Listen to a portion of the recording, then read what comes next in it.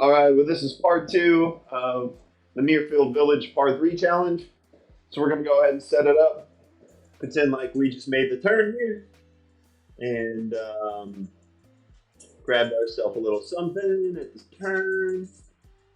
If you didn't watch part 1 or the front 9, there's this tee box at Muirfield, which I'm hoping is at all the courses, but I just discovered this yesterday, which is the par 3 course, which is nice because I don't want to make full swings today.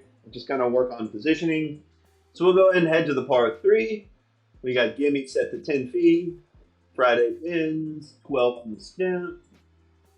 And let's make the turn. While that's loading, I highly recommend at the turn a little cold Snickers bar. I think it's worth a couple birdies. It's about 7:30 in the morning here, so we don't have that. We've got our Monster Energy Rehab. But you can't go wrong with a cold Snickers. Unless you're allergic to it. Please don't do that. Anyways, 129 yards. It's recommending a pitching wedge. And that's typically because I don't like to hit my gap wedge this far. But if we look at the pin, there's room up front. There's also room to the right, which is where we have to send this with a draw to try to get that kind of number out of it. So let's see if we can just kind of turn one over, maybe hit it from the inside with a little close fade, and get one back to 129. If you haven't watched part 1 or the front 9, we finished over par. I'm not going to tell you what happened, but we learned some things about simulator golf pretty quickly. So we're going to try to get some of those back today. So here we go, from 129, head into 10. Let's see what we can do.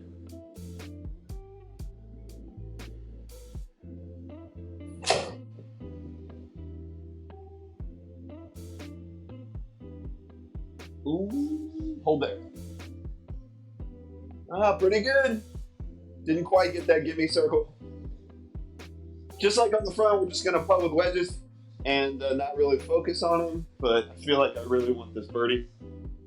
The hole here is set up to be a straight putt, so I try to line up here, and then you can see we got a little left to right break, 13 feet. I'm going to try to aim just to the left edge of this cup.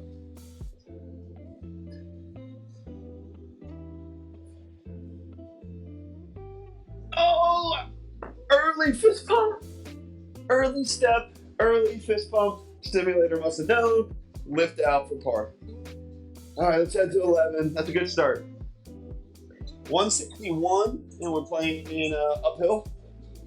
So it's probably about 164. For me, that's I'm gonna call it an 85.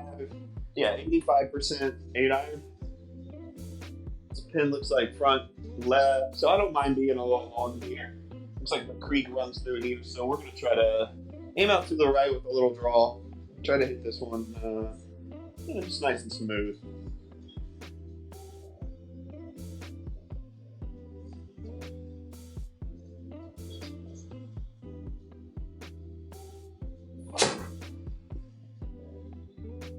Needs to come back. Yeah, got a little scared of that creek. All right, testing the wedge out early.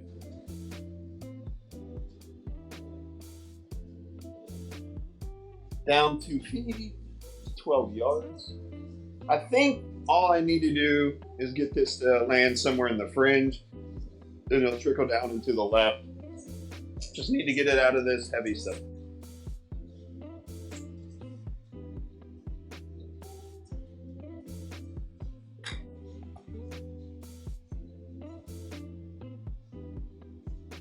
Oh, that's really good. Yes. All right. Nice little par. 92 yards. What are we looking at from a flag? Middle of the green, maybe like just a hair at the back of the front and the beginning of the middle. So we got a little room in front of it. That's good because 92 is probably the most I comfortably like to hit my lob wedge. Anything more, and I'm going to start looking into the sand wedge. So we're going to try to hit this one just about 90. Yeah. Put a little bit of a draw on it just to kind of help.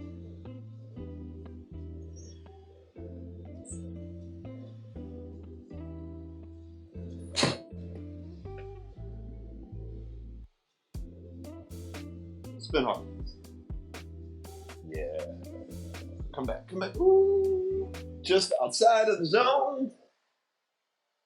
Oh, this is a fast looking putt. Okay, so again, 16 feet, a little bit downhill. Just kind of cozy it down there. I don't want this one to get away from me. Okay. Little timid. Take par. Not trying to get it back there. 117. This is a good number for my sandwich. I like to hit sandwich about 110 comfortably. It's just kind of like this rock back, rock forward swing. So 117 playing down 5 is probably right at that 112. Personally, when I hit this, I think it's easier for me to hit it with a little draw, let it kind of catch at the front. That way I've taken a little bit of that spin off. You saw a rip back with a full lob wedge. So this way I can kind of guide it on down there.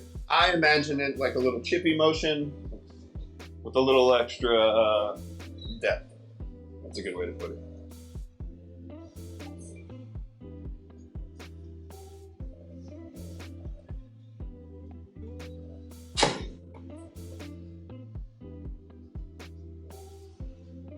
Oh, and it didn't draw. That's, like I said, that's the shot I like to hit. Carries 105. Needed it to catch the front of that green. Maybe a little more. All right. Should be easy up and down. A little 10-yard chip.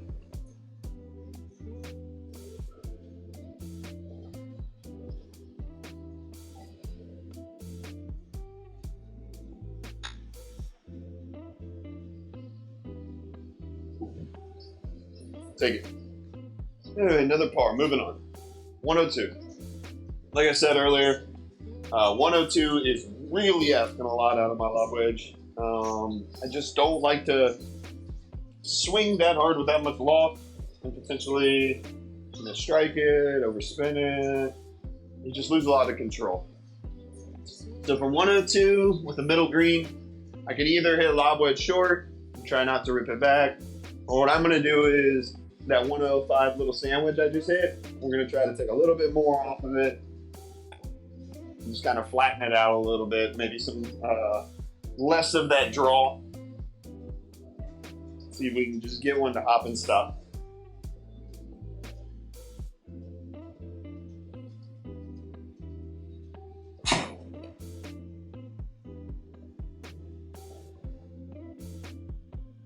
Now spin.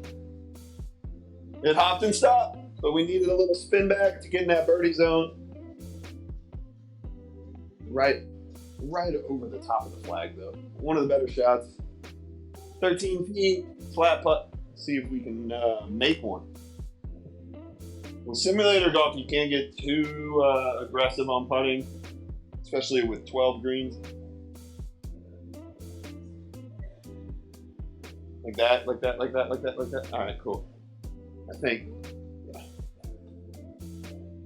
All right, another par. 160. Uphill, so I think we're going to need the 8. Probably playing 162. The spin is actually on the right. Again, I really prefer to move the ball on the right to left. I used to love hitting a cut, but I still think the play here is to aim at this flag and kind of turn it towards the middle. With an 8-iron, I don't quite feel good just throwing a dart in there with a tight right hand. So we're going to play this one for par and see if maybe we get a little lucky with the birdie.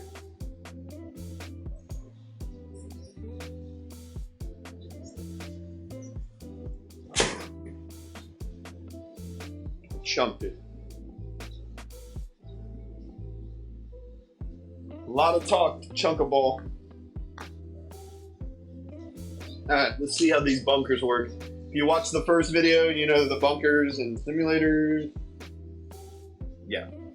I'm going to just try to soft flop, see if I can get it kind of hit towards the top of my screen.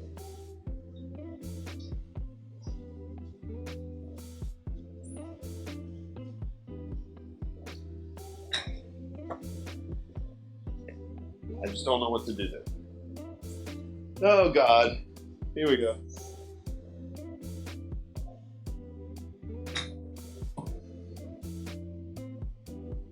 Take bogey. What are we on? 16, so we got 3 holes to try to get that little bogey back. 144 playing down. We're gonna give it a pitching wedge. It's probably playing, like I said, 142. And pitching wedge for me is about 145 full. This one we're gonna try to get it to hit about 135, take a kick forward, and then kind of grab. So similar to what we did in that sandwich. It's taking a little bit off with a little draw.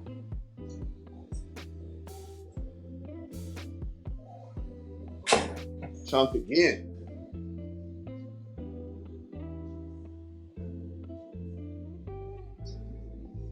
Getting a little lazy here. All right, what do you say we scare the greenskeeper and chip this one in 50 so we don't have to pull that putter out. So 50 by 3 is what, 18? 18 yards. Try to hit this about 10.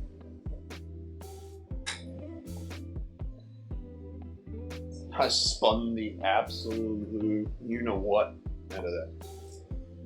All right.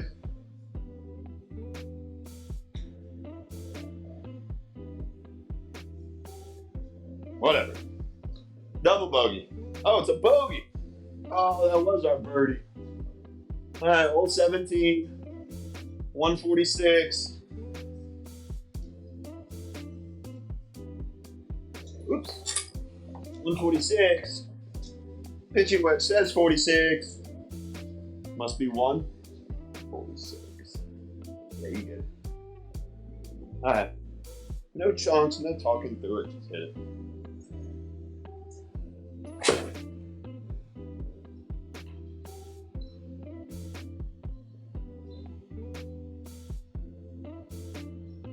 All right, good shot. Maybe it was a little heavy still. I think that in to out path is just a little too in to out.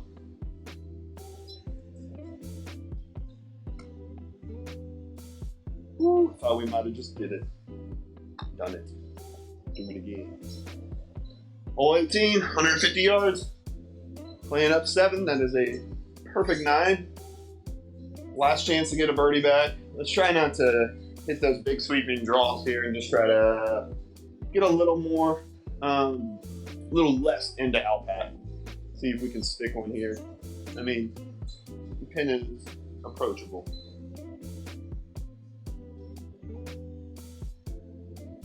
I like that. Big hop. Oh my God, that felt so good. Must have played up a little more uphill than I thought. I'd love to see what the carry was on that. Carry was 146. How long was the hole? Maybe we needed a little more than I thought. All right, let's see if we can get out of here.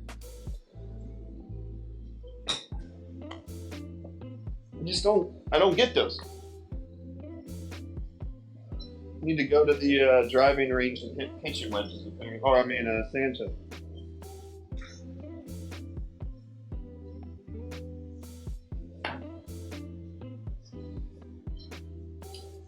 There we go. 3 bogeys, 6 pars, a lot of 3s, 3 4s. So a little better than the front. Was hoping we get some of those birdies in there. Clearly, the cold Snickers. Didn't have one before we made the turn. No birdies. But I think we're figuring out the simulator and the GSPro a little bit more, and hopefully we'll get out there and start playing some competitions. But thanks for watching. I had fun, and if you like this kind of content, check out some of the other videos, and let me know if there's a course you want to play, or if you want to see on here. According to some list, this is the most popular and best courses that the PGA Tour plays, as well as available on GSPro. So I'll be going through these. Yeah. that was Muirfield by request. And I feel like we need to go back to Muirfield one day once we get this figured out. I really feel like under par is available and it's there. I've never looked at statistics. So I'm going to check the statistics window out and maybe we'll start including that as well. Thanks for watching and we'll catch you next time.